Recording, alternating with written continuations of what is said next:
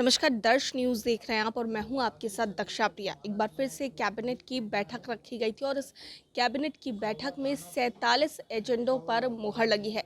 बिहार सरकार के अपर मुख्य सचिव डॉक्टर एस सिद्धार्थ इस बारे में चर्चा कर रहे हैं, बता रहे हैं कि कौन-कौन से ऐसे 47 एजेंडे हैं जिन पर मुहर लगी है। सुनिए क्या कुछ कह रहे हैं। वर्ष 2025 से 2029 तक कुल 5 वर्षों के लिए पद का रख रखाव कार्य 38 करोड़ 47 लाख 10 हजार रुपये मात्र के अनुमानित लागत पर प्रशासनिक स्वीकृति दी गई।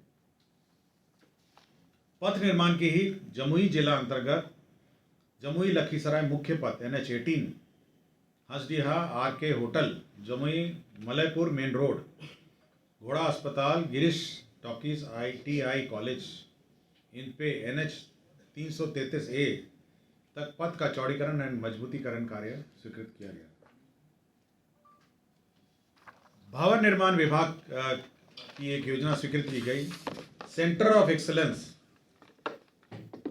एवं रिसर्च लेबोरेटरी के निर्माण के संबंध में ITI पटना एवं भवन निर्माण के बीच में समझौता जो इकरारनामा मेमोरेंडम ऑफ अंडरस्टैंडिंग की स्वीकृति दी गई और इसके संचालन में जो व्यय होगा उस पर स्वीकृति दी गई।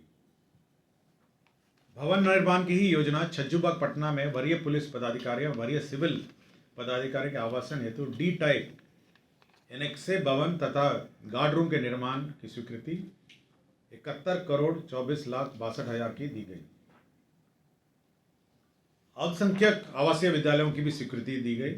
बक्सर जिला अंतर्गत ब्रह्मपुर अंचल अंतर्गत मौजा कांड में 560 आवासन का अल्पसंख्यक आवासीय विद्यालय 53 करोड़ 37 लाख 56 हजार रुपये की स्वीकृति दी गई। सासाराम जिले अंतर्गत भी बिहार अल्पसंख्यक आवासीय विद्यालय 560 आवासन का अंचल चेनारी सासाराम में चेनारी है जगह वहाँ पे स्वीकृत किया गया। इसमें 56 करोड़ 13 लाख 68 हजार रुपये व्यय होंगे। नगर विकास की स्वीकृत योजनाओं की जानकारी मैं दूंगा आपको। बिहार शहरी आयोजना एवं विकास नियमावली 2014 के प्रावधानों के आलोक में 7 आयोजना प्राधिकार बोधगया, गया, राजगीर, बिहार शरीफ, आरा, मुजफ्फरपुर और सहरसा में पूर्व में जो पद सृजे थे 147 उसको प्रत्यर्पित करते हुए प्रत्येक जिले में एक जिला आयोजना क्षेत्र पदाधिकारी का कार्यालय का गठन और 38 कार्यालयों को सौंपे गए कार्यों और दायित्वों को समुचित निर्वाह हेतु 112 करोड़ 5 लाख 74 हजार 844 रुपये का वार्षिक व्यय लागत पर स्वीकृति दी गई। बिहार राज्य आवास बोर्ड में जो वित्तीय शक्तियां थी उसमें परिवर्तन किया गया। प्रबंध निदेशक की शक्ति पहले 50,000 थी, उसको बढ़ा के 1 करोड़ किया गया। अब बोर्ड को वित्तीय शक्ति 2 करोड़ थी, उसको बढ़ा के 5 करोड़ किया गया। नगर विकास की ही केंद्र प्रायोजित अटल नवीकरण एवं शहरी परिवर्तन मिशन अमृत 2.0 अंतर्गत सासाराम सीवरेज नेटवर्क परियोजना लागत 455 करोड़ 61 लाख 37 हजार रुपये की प्रशासनिक स्वीकृति दी गई। नगर विकास की ही दूसरी योजना यह सीवान जिला का है। सीवान सीवरेज नेटवर्क परियोजना फेज 1 जिसकी लागत राशि 367 करोड़ 3,50,075 रुपये की प्रशासनिक स्वीकृति दी गई। नगर विकास की ही योजना केंद्र प्रायोजित अटल नवीकरण शहरी परिवर्तन मिशन अंतर्गत औरंगाबाद सीवरेज नेटवर्क की योजना स्वीकृत की गई। इसमें 497 करोड़ 65,37 हजार रुपये व्यय होंगे। नगर विकास की ही केंद्र प्रायोजित योजना के अंतर्गत केंद्र प्रायोजित अटल नवीकरण शहरी परिवर्तन योजना के अंतर्गत सासाराम जल आपूर्ति परियोजना स्वीकृत किया गया। इसमें 76 करोड़ 44 लाख 10 हजार रुपये व्यय होंगे। नगर विकास एवं आवास विभाग की ही योजना है केंद्र प्रायोजित अटल नवीकरण शहरी परिवर्तन अमृत 2.0 की योजना है। इसमें 138 करोड़ 26 लाख 73 हजार 400 रुपये स्वीकृत किए गए। पटना के अगल बगल जितने भी नगरीय क्षेत्र हैं उनको जो ग्रामीण क्षेत्र है उसमें मर्ज किया गया। पटना जिला अंतर्गत नगर परिषद दानापुर निजामत का क्षेत्र विस्तार की स्वीकृति दी गई। खगोल नगर परिषद के क्षेत्र विस्तार की स्वीकृति दी गई। बिहार अभियंत्रण सेवा शिक्षा सेवा नियमावली 2020 के अंतर्गत राजकीय अभियंत्रण महाविद्यालय में सहायक प्राध्यापकों की जो नियुक्ति हो रही थी, उसमें जो गेट स्कोर से नहीं नियुक्ति, जिसका गेट स्कोर निर्धारित नहीं है, उसके लिए परीक्षा का एक प्रावधान किया गया है और उसकी परीक्षा का व्यवस्था किया गया है और उसी में ब्रेकअप है कि कितने कैसे कैसे वो परीक्षा आयोजित की जाएगी। इसी तरह पॉलिटेक्निक में भी पहले गेट स्कोर जहाँ नहीं है वहाँ पर भी आपका परीक्षा का प्रावधान किया गया है और उसी का नियमावली में संशोधन किया गया है। कृषि विभाग में बिहार कृषि अधीनस्थ सेवा कोटि 9 भर्ती प्रोन्नति एवं सेवा शर्त नियमावली 2025 का गठन किया गया है।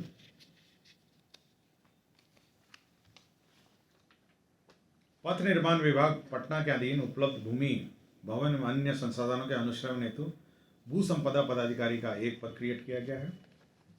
राज्यपाल सचिवालय में 2 गाड़ियों वाहन चालकों का पद क्रिएट किया गया है।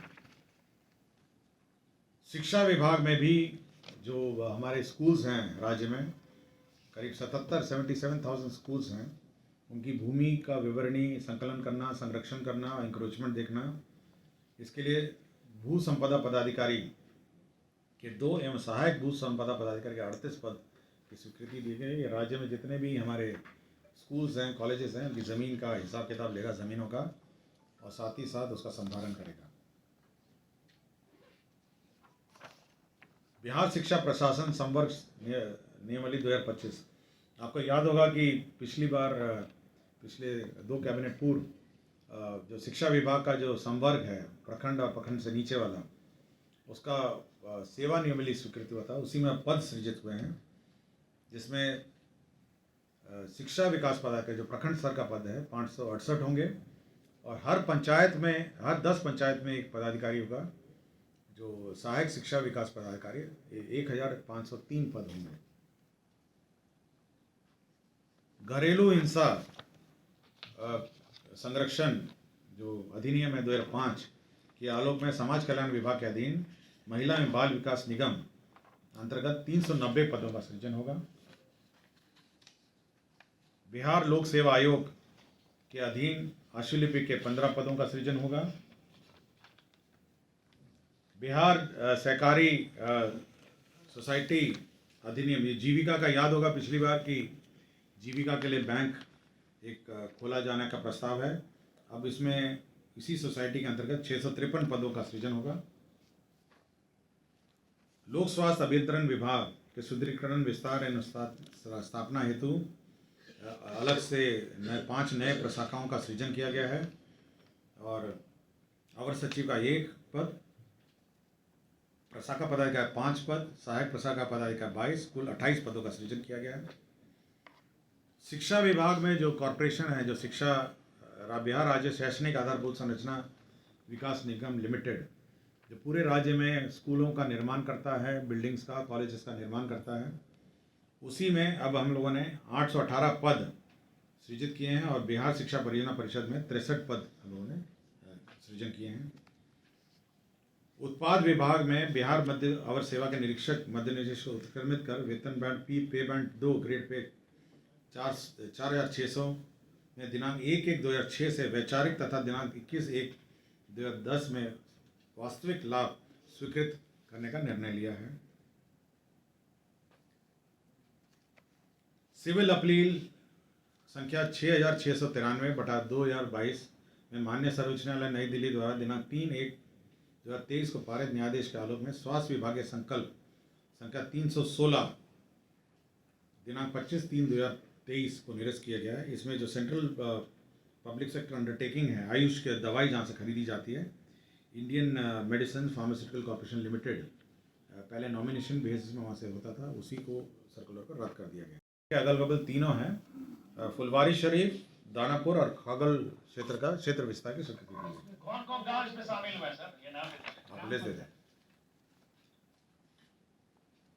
समाज कल्याण में आंगनवाड़ी केंद्रों के माध्यम से जो स्कूलों में बच्चों के लिए जो यूनिफॉर्म के लिए, पोशाक के लिए पैसे मिलते थे, डीबीटी के माध्यम से उसमें परिवर्तन कर दिया गया है। अब 400 रुपये की जो राशि है वो जीविका दीदी अब सिलाई करके हमारे आंगनबाड़ी केंद्रों में पोशाक उपलब्ध कराएगी। और पोशाक की दर में 5% की वार्षिक वृद्धि भी की गई है। समाज कल्याण विभाग के अंतर्गत ही ये भारत सरकार के सक्षम आंगनबाड़ी एवं पोषण 2.0 अंतर्गत प्रधानमंत्री जनजातीय आवासीय न्याय महाअभियान के अंतर्गत 5 जिलों के विभिन्न जनजातीय क्षेत्र में 10 नए आंगनबाड़ी केंद्रों के भवन निर्माण की स्वीकृति दी गई और प्रत्येक आंगनबाड़ी केंद्र में 12 लाख रुपए के दर से 100% केंद्र राशि 1 करोड़ 20 लाख रुपए एवं 10 आंगनबाड़ी केंद्रों की स्थापना एवं संचालन हेतु नियमित केंद्र अंश मंद होगा 22,44,000 और राज्यांश राशि 19,16,000 रुपये व्यय होंगे। शिक्षा विभाग में नामांकन के आधार पर जो अक्षय पात्र फाउंडेशन बेंगलुरु है वह मिड डे मील का सेंट्रलाइज किचन संचालित करता है। पूर्व में उसमें बलदेव उच्च विद्यालय दानापुर में उसको ज़मीन दी गई थी, किंतु यह कंटोनमेंट की ज़मीन के कारण इसमें निर्माण नहीं हो पाया। अब यह स्थानांतरित करके इसको गोपालपुर टांड, उसमें प्राथमिक विद्यालय है, नौबतपुर प्रखंड जिला पटना, उसको 1.5 एकड़ ज़मीन स्थानांतरित किया गया और उसी में यह निर्माण किया जाएगा। वाणिज्यकर विभाग ने बहुत महत्वपूर्ण निर्णय लिया है ऑन एयर कनेक्टिविटी के संबंध में।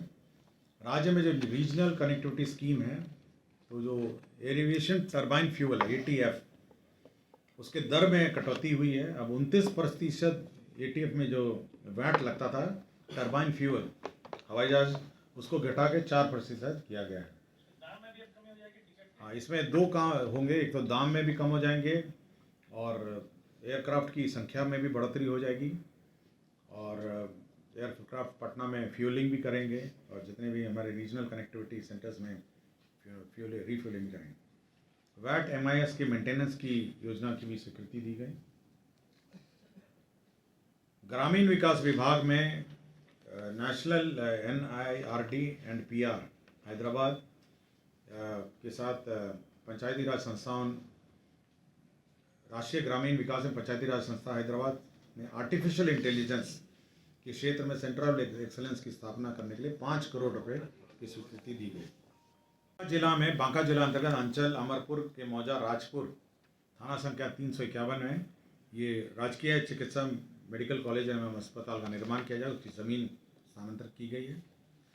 पटना जिला अंतर्गत पटना सदर अंचल के गंगा नदी के दक्षिण किनारे पे मौजा दुजरा दियारा थाना संख्या 139, यहाँ पे जो भारतीय अंतर्देशीय जलमार्ग प्राधिकरण पतन पोत परिवहन एवं जलमार्ग मंत्रालय भारत सरकार को दिया गया है। यहाँ पे शिप का रिपेयर और जहाज की मरम्मती एवं ड्राई डॉक का निर्माण यहाँ पे किया जाएगा। श्री जटाशंकर पांडे तत्कालीन जिला अल्पसंख्यक कल्याण पदाधिकारी सीवान, इनको रंगे हाथ पकड़ने के आरोप में इनको डिसमिस किया गया। स्वास्थ्य विभाग में श्री जितेंद्र कुमार औषधि निरीक्षक पटना 5 संप्रति निलंबित, आय के विरुद्ध अधिक अचल और चल संपत्ति के आरोप में इनको बर्खास्त किया गया। तो कुल 47 एजेंडों पे आज निर्णय हुए हैं। धन्यवाद। क्या क्या बोलिए सप्लीमेंट्री। तो सुना आपने क्या कुछ कहते नजर आए हैं डॉक्टर S सिद्धार्थ, और जिन 47 एजेंडों पर मुहर लगी है उसके बारे में जानकारी देते नजर आए हैं। कैमरा पर्सन शशि के साथ मैं दक्षा प्रिया, दर्श न्यूज़ पटना।